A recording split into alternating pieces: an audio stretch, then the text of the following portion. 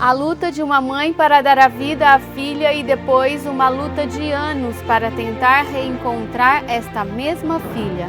O desaparecimento de um filho é como se rompesse o cordão umbilical à força, de forma brusca. É assim que a maioria das mães se sentem, quando tem os filhos tirados dela de forma repentina, quando em frações de segundos eles simplesmente desaparecem. A Paulinha não tinha motivo algum para ir embora sozinha. Ela foi levada por alguém, garante a sua mãe. Esta é a história de Sandra e Ana Paula Germano.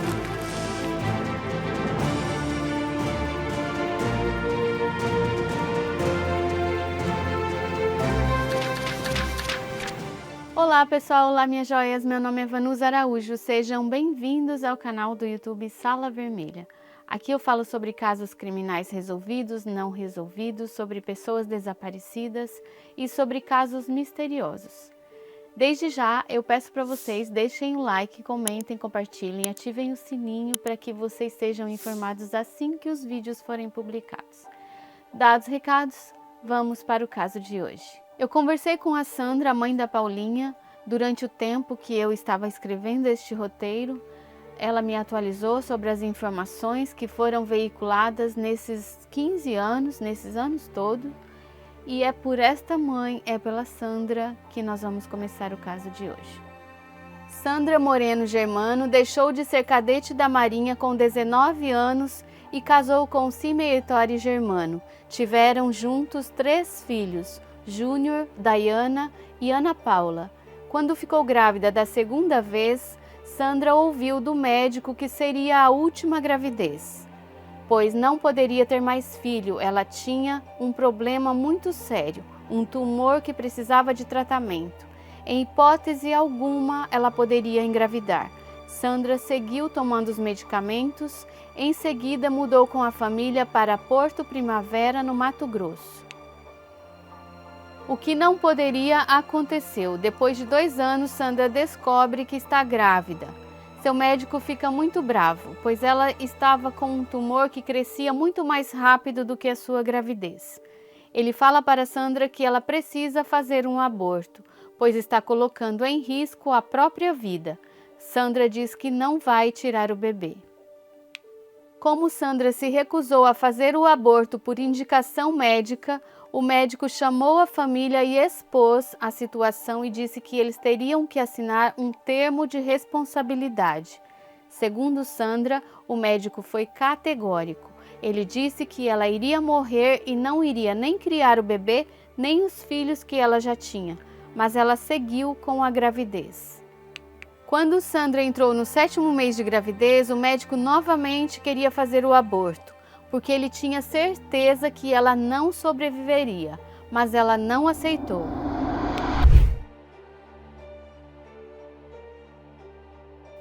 Ana Paula Moreno Germano, Paulinha, como era chamada, nasceu no dia 15 de maio de 1986, em Carapicuíba, São Paulo, capital. Paulinha nasceu bem, portanto Sandra entrou em coma profundo e só voltou após 15 dias, quando ela viu a sua filha pela primeira vez. Sandra fala que a sua filha sempre foi uma criança, uma adolescente muito feliz, uma pessoa extremamente divertida e bem animada. Por ser a caçulinha, ela sempre foi muito mimada e manhosa, principalmente com a mãe e com os irmãos. Gostava muito de dormir e ficar em casa com a família. Era muito difícil tirar ela de casa para passeios com os amigos. Quando era criança, Paula gostava de esportes. Aos 9 anos, começou a jogar futebol. Gravou comerciais jogando bola, seguiu esse esporte até ter um problema no joelho. Aprendeu a fazer maquiagem artística e fez alguns trabalhos nessa área. Uma vida tranquila, trabalhava há quase 2 anos no mesmo local que a sua mãe, uma empresa de impressão de grande porte, no bairro de Alphaville, na região de Barueri, em São Paulo. Paula fazia o período da manhã e Sandra fazia o turno da tarde.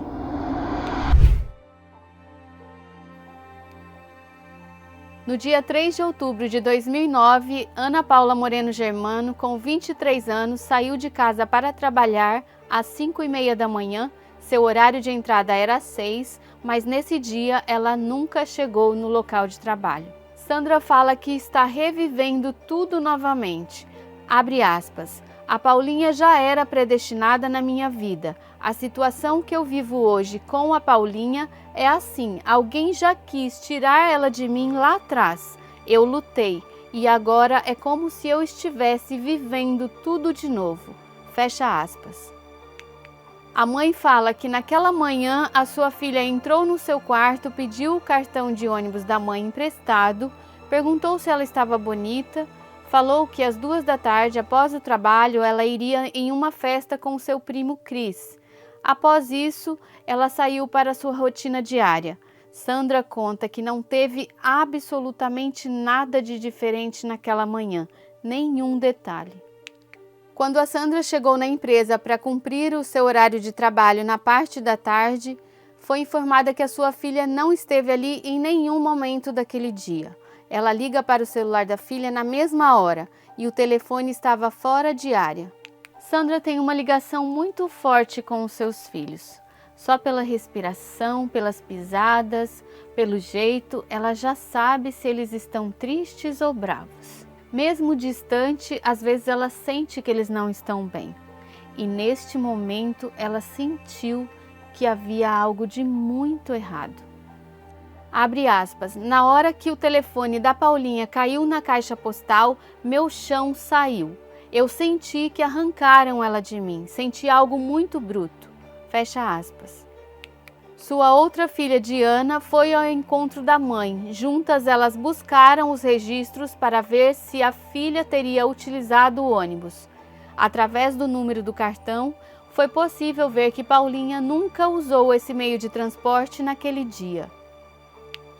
De acordo com o relatório das câmeras de segurança que Sandra fez a pé, uma por uma, na região de Alphaville, conseguiu todas as imagens, entregou para a polícia, mas nelas mostravam que Paulinha nunca chegou perto do local de trabalho. Um boletim de ocorrência foi registrado no mesmo dia. Abre aspas, no passado, quando engravidei dela, o médico queria tirá-la de mim. O que eu vivo hoje é a mesma coisa. Passei minha gestação brigando para tê-la. Agora minha vida é brigando para reencontrá-la. Fecha aspas. A mãe conta que chegou na delegacia já impondo que tinha ido fazer um boletim de ocorrência. O seu medo era que eles pedissem para ela esperar, como muitos casos pedem para fazer somente depois de 24 horas. Pela lei, não existe isso. O boletim de ocorrência deve ser registrado assim que o pedido for feito. Muitas vezes, quando o desaparecido é adulto, a polícia pede para esperar um pouco para iniciar as investigações. Esperar para ver se não foi fuga do lar. Essa espera pode fazer toda a diferença. Sandra fez o primeiro registro em Barueri, que era perto do trabalho dela. Depois ela foi levar uma foto da Paulinha e buscar uma resposta, mas desta vez ela foi na delegacia vizinha, que era perto de casa. Ela descobriu que teria que fazer um novo boletim de ocorrência. Eles nem sabiam do que se tratava. Desta vez ela disse que foi até maltratada. Uma corrida contra o tempo, pois as primeiras horas são essenciais. E ela ouviu na delegacia que ela tinha levado para eles 90% do serviço pronto. A mãe queria que o sigilo telefônico da Paulinha fosse quebrado. Ela queria saber para quem a filha ligou, quem ligou para ela e, através das torres de telefonia, poderia também ver onde o celular dela foi. Essa investigação nunca foi feita pela polícia. Eles alegavam que a vítima não tinha sofrido nenhum tipo de ameaça para justificar a quebra de sigilo. Sandra fala que vendeu o único carro que tinha para contratar uma pessoa particular que investigou o computador e celular da sua filha. Nada foi encontrado. Saindo da delegacia, a família foi fazer as próprias buscas. Nas margens de rios, matas, 3 horas da manhã, eles estavam em mata fechada procurando a menina. Procurou nos hospitais, no IML, em todos os lugares. Familiares e o pai vieram de longe para ajudar. Algo preocupante também é que Paulinha tem um problema sério de saúde. Ela tem cálculo renal e já fez 2 cirurgias. Abre aspas. Meu mundo parou no dia 3 de outubro de 2009. Uma busca incansável. Em casa eu ouço a voz dela, eu sinto o cheiro dela. Na hora de arrumar a mesa, o prato dela é colocado. O tempo passou e a minha vida parou naquele dia. Fecha aspas.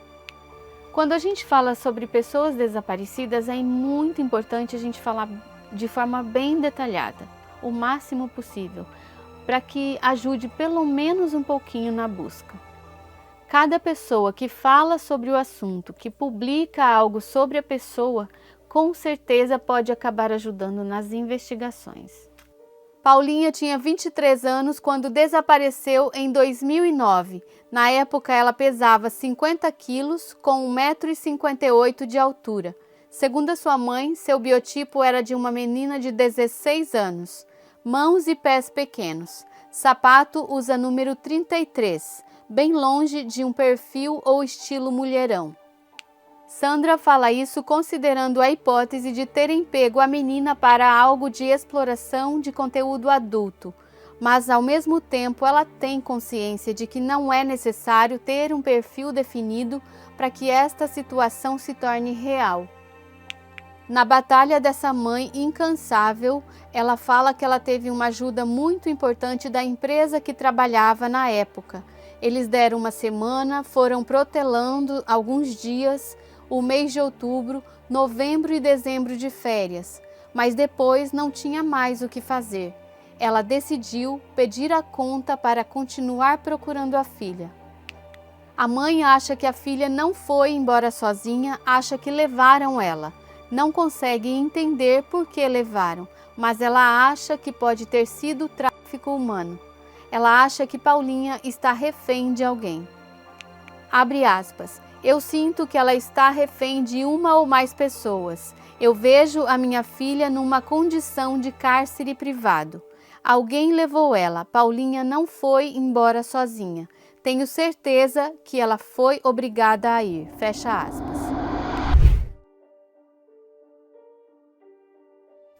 De acordo com Sandra, como o trabalho da polícia não era bom, ela começou a vender os seus bens para pagar um detetive particular, fazer cartazes e todo tipo de material que fosse possível.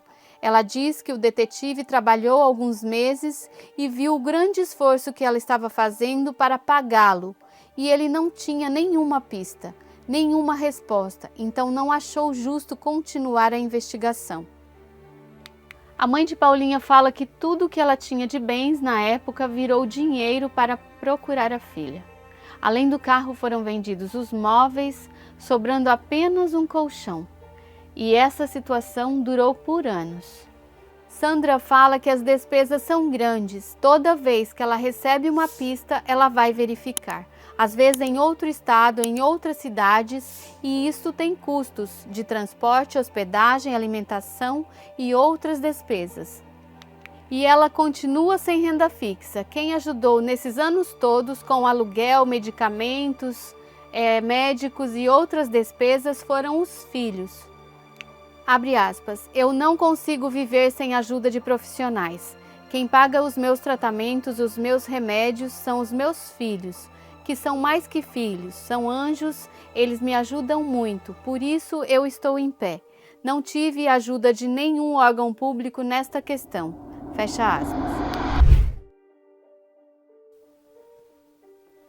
Sandra fala da dificuldade que é de receber trotes. Ela sempre vai para conferir. Uma das vezes ela recebeu um bilhete dizendo que a sua filha estava no cais do Porto de Santos. Sandra se passou por moradora de rua para conferir se a sua filha estava realmente ali. Mas a menina não era Paulinha. Há pessoas que divulgam situações para se autopromoverem, como o caso dessa moça que foi bastante divulgado dizendo que ela era Paulinha. Na mesma hora que Sandra viu o vídeo, já percebeu que não era sua filha. E vieram muitas outras situações falsas. Ela foi para Florianópolis, Curitiba, Rio de Janeiro e sempre foram trotes. Quando eu perguntei a Sandra se a polícia investigou todas as pessoas que deveriam, ela fala que eles ouviram algumas pessoas depois dela brigar muito por isso, mas que foram ouvidas de forma branda.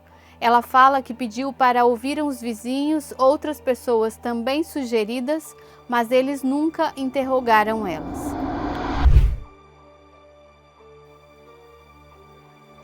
Sandra passou a viver uma vida cheia de traumas. Ficou doente logo no começo, recebeu um laudo médico de insanidade mental, ficou afastada pelo INSS, mas depois eles pararam de pagar. Sandra fala que nem a justiça resolveu o problema do INSS. Ela continuou os tratamentos psiquiátricos, faz terapia, tem síndrome do pânico e tem medo de sair à noite.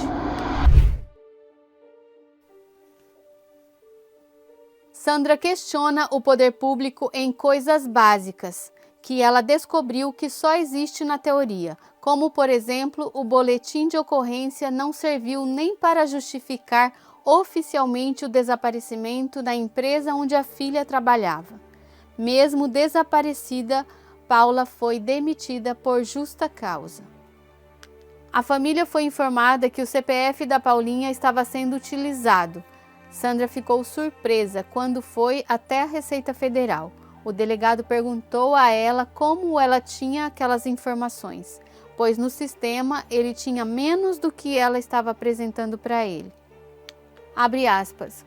Quando o assunto é pessoa desaparecida, a gente é órfão de pai e mãe. Não tem para onde correr, não tem para quem pedir. O município, o estado, o federativo não se responsabiliza. Fecha aspas. Segundo a Sandra, ela foi até o Ministério da Justiça e ela tem um documento assinado por eles dizendo que a questão não é de competência desse setor. Como assim? Então é de quem a responsabilidade? Sandra questiona, abre aspas, por que o desaparecimento de pessoas não é de interesse do poder público resolver? Quem está por trás do tráfico de pessoas? Fecha aspas. Não tem como resolver uma coisa se não resolver outra antes. Tráfico de pessoas é consequência do desaparecimento delas.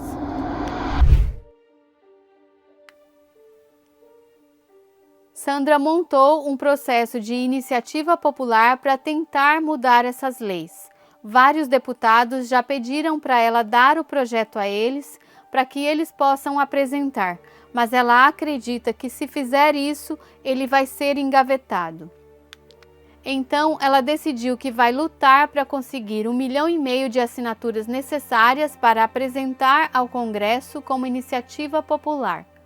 De acordo com Sandra, isso seria necessário para abrir muitas portas que ela encontrou fechadas e que ainda estão. Serviria também para ajudar muitas pessoas que estão na mesma situação. O projeto propõe rever e criar várias leis, como, por exemplo, que o boletim de ocorrência tenha validade como documento oficial para questões trabalhistas e civis, que haja a integração de boletim de ocorrência entre delegacias de todos os estados brasileiros. Este documento também prevê que haja um banco de dados com DNA e que seja criado algo parecido como o alerta Amber, como forma ativa, reativa e preventiva no caso de desaparecimento de crianças. É necessário que o poder público faça mais em prol das pessoas desaparecidas, das famílias que estão lutando por esta causa.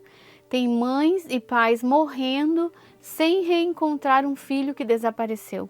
Vivem numa vida de busca, de luta, e é muito injusto, é errado uma história ficar sem um ponto final. Outro projeto é uma instituição chamada IMPAR, onde divulga as causas relacionadas às pessoas desaparecidas. Abre aspas, lidar com o desaparecimento da Paulinha é uma conta que não vai fechar nunca, um quebra-cabeça que não se encaixa, um sentimento ímpar, e é por isso que esse é o nome do instituto, porque a dor é ímpar.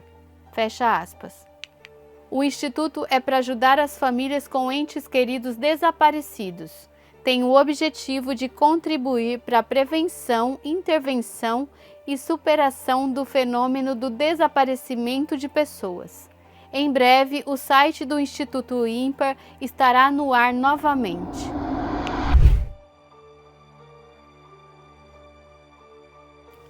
Segundo a Sandra, muitas pessoas desistiram, soltaram a sua mão durante esses anos todos. É necessário ser forte demais para suportar essa busca, essa luta.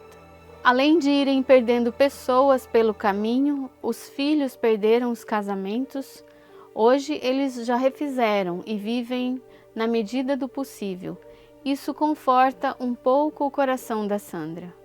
Sandra fala que muitas pessoas querem saber da sua história por mera curiosidade, ou se aproximam apenas com interesse para divulgar e ganhar dinheiro com a sua história, mas nunca oferecem ajuda para os custos que ela tem para procurar a filha.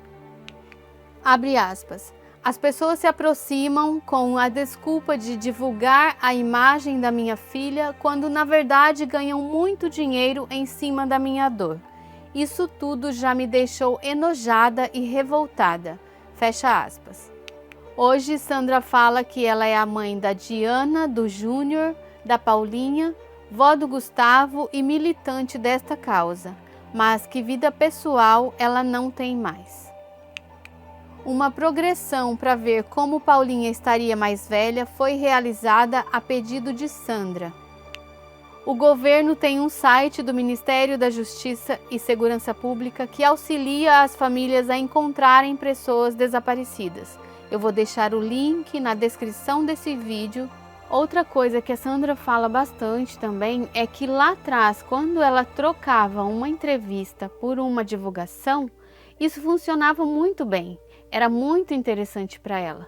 Mas só funcionou durante os primeiros meses, o tempo que ela ainda estava empregada. Depois disso, tudo mudou. 15 anos desempregada, faz a conta, 15 vezes o salário que ela recebia. O que mais me impressionou nisso tudo é a persistência de uma mãe, a persistência da Sandra. Pode todos soltarem a mão dela, mas ela não vai desistir nunca de continuar procurando a sua filha. E vocês acham que foi o quê? Tráfico humano ou foi outra coisa que aconteceu? Deixa aqui nos comentários para eu ler, prometo que eu vou responder. Até o próximo vídeo, beijo, bye!